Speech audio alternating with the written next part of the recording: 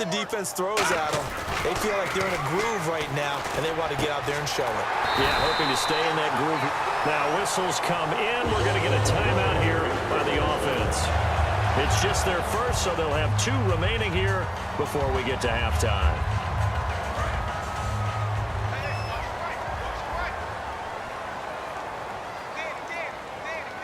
One man in the backfield. That's Jones. Cousins now to throw on first down. Caught left side, Garcon. The completion good for 3, and it's second down.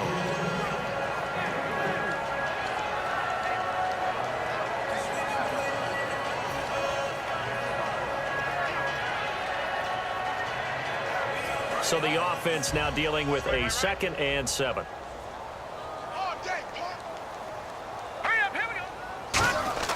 Second down, Cousins. Out to the left here to Reed. It's a 7-yard gain there, and it's good enough to move the chains.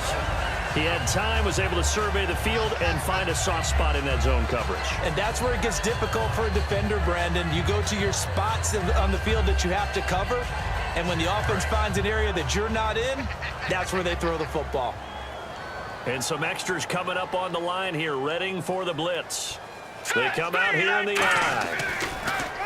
Now a play fake here on first down. Into a double team, and it's intercepted. A great read, and it's picked off. And a big turnover there as his guys will get the football back. And now Oakland ready to take the field. And the ball backed way up, so thinking with this amount of time on the clock, probably just sit on it, and we'll see these 2 teams go to the lockers. Yeah, I don't think you want to overthink it in this situation. Either side of the ball. Just go ahead and finish up the half and get on out and talk about it.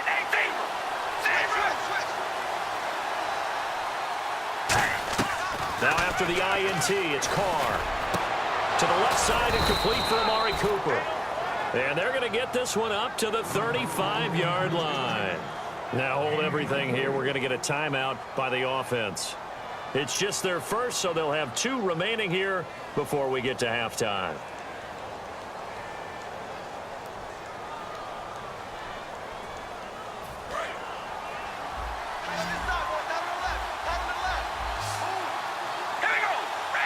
And the wideout in motion.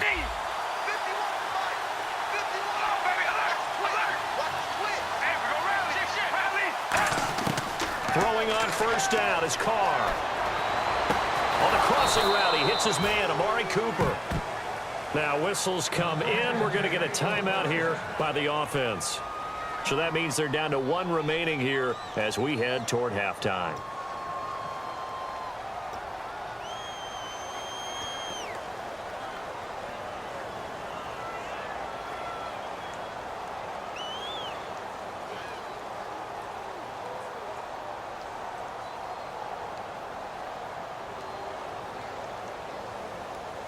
And now a first down following that long gain.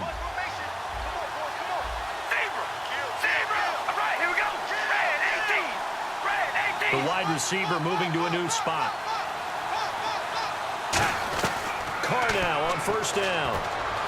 And that is incomplete. 7 seconds remaining. Michael Crabtree, the intended receiver. And that'll bring up second down. I hope I don't sound too rah-rah on that one, but that's the exact right throw. Either your receiver gets it or no one gets it. Give him a lot of credit for being really precise with it. Got rid of it. No one got it. They'll run it now out of the gun. And he's going to fight his way forward here for a modest gain. Now hold everything here. We're going to get a timeout by the offense. And with halftime on the horizon, they'll be out of timeouts from here forward. So with 2 ticks left here in the half, on is the field goal unit. From the left hash, this will be a 52-yard attempt.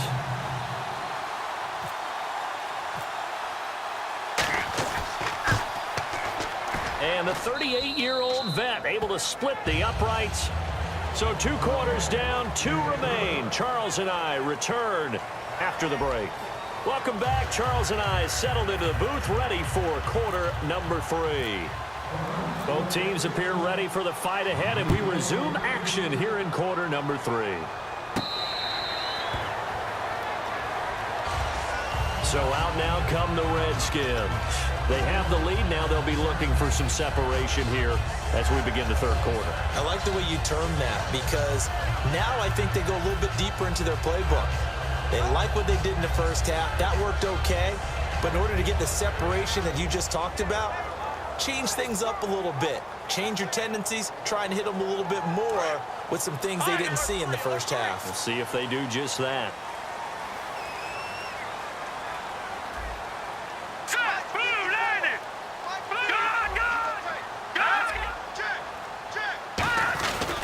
The second half starts with a carry by Jones. And he gets this one just shy of the 40. They'll mark him down at the 39. A really nice pickup of 14 yards, and it moves the sticks. Sometimes it's hard to believe, but there are times this game is about patience, isn't it?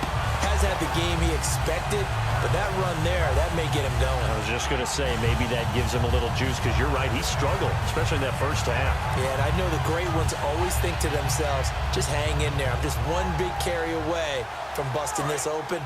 That's a good start for him. So the run moves the chains, and here we go on first down. They come out here in the I. The slot man in motion right. Now they'll run it on the toss. And he'll be taken down, but not before he gets into enemy territory. Give him 12 yards on that one. It earns him a fresh set of downs. But that's the desired outcome coming out here in the second half of being able to run the football and establish a little bit of pace and maybe even a bit of dominance at the line of scrimmage.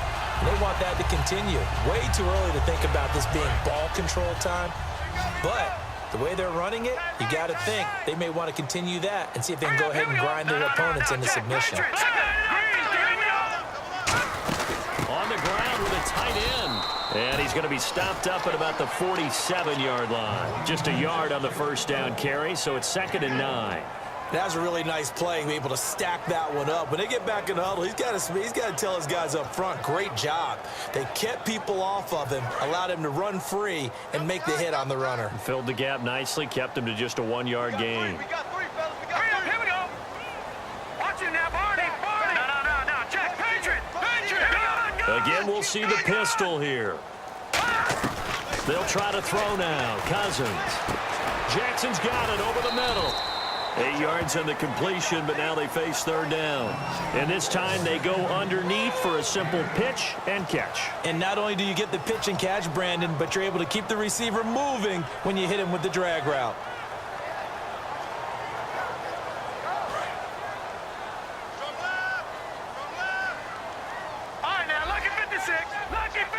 And I see an extra defensive back on the field. Little surprise here on 3rd and 1. And here's Marshall. Call it a gain of 10, and they pick up the first. Absolutely love the run right there. This guy's known for his quickness, but also for his speed. And he's able to get to the 2nd level almost before you blink if you give him any type of blocking. Always talk about slot receivers, and they're usually known as quicker than fast. In this case, we've got a guy who's quick and fast, and he used it to great advantage.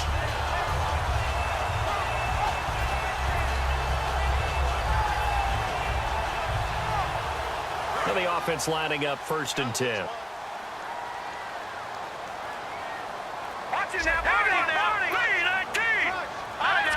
Play clock winding down. Now a 1st down carry by Jones. And only able to muster a couple down to about the 27. On the tackle that time, Bruce Irvin.